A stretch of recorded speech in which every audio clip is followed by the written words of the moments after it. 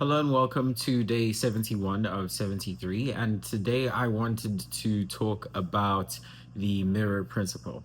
Now, for some of you who are familiar with the idea of as within, so without, this shouldn't be any news to you. But for those of you who don't necessarily follow or impacted in any way by that particular statement, it basically means that everything that you embody and exude from an internal standpoint, whether it is your own personal conversation, whether it is the value that you find within, those kinds of characteristics tend to manifest themselves outwardly in a number of different ways. Please excuse my furrowed brow. This is fresh off of the opening match of the FIFA Men's World Cup, co-hosted by Mexico, the US, and Canada. Now, being a South African, things didn't go well the first match. And I think, at least from my initial observation, it is as a result of the mirror effect, or so I would like to blame. I think that as much as we entered this particular tournament in relative disarray, I'm not going to blame one person for this, even though there's been a lot of news, whether it's regards to South Africa potentially being disqualified from the qualifiers or losing points thereof, to not being fully organized coming into this particular tournament, and then having to face a rather formidable host country in their opening game in their fabled Azteca Stadium. Now, there are a number of factors that went into what I think could and could not have happened, but ultimately, I think that as a nation, we needed to come into this having done a lot more internal work. And by that, I mean having a good hard look in the mirror and seeing what kind of energies we are traveling not only with, but exuding in and of ourselves.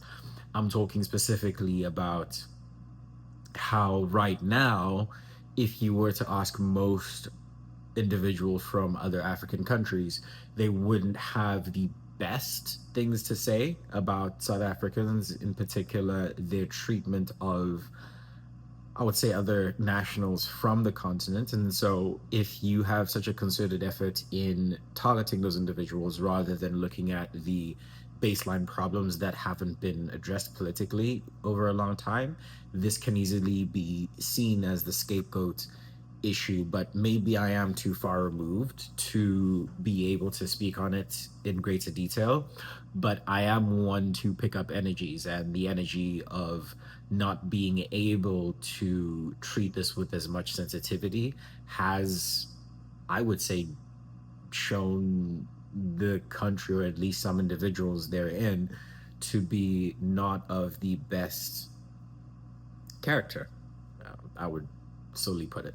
So those energies are following us into this particular tournament. I will be surprised if we are able to make it out of the group, considering not only how we played, but also how, I don't even know how to describe it really. It's a collective effort to not support the South African men's national team, but being someone who has struggled through the ups and downs of Bafana Bafana, I'll always be here until the end. It's nothing that's going to change. But I also do have to comment on how poor it has been just starting that. And I think once we realize how much value we already have in the setup itself and have a more accurate conversation going into the next games, who knows, we might be able to turn it around. But from what I've seen at the initial stage, things don't seem to be in alignment in the best ways that I would have expected at this stage in the tournament.